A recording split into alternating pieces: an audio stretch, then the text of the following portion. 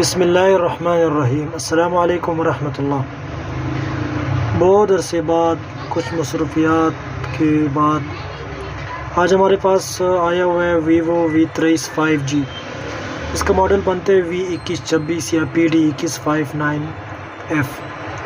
तो दोस्तों, इसको डाउनग्रेड करते हुए या अपग्रेड करते हुए इसका सिक्योरिटी डैमेज हो सकता है।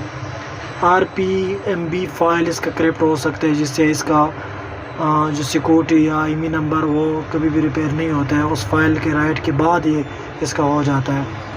तो इसको आज हम टेस्ट पॉइंट से करके दिखाएंगे दोस्तों, बिल्कुल इजीली। तो दोस्तों, चैनल को लाइक सब्सक्राइब कर लो ताकि आप लोगों को फिर लेटेस्ट वीडियो मिलता रहे। तो दोस्तों, जैसा कि आप ये देख रहे हो,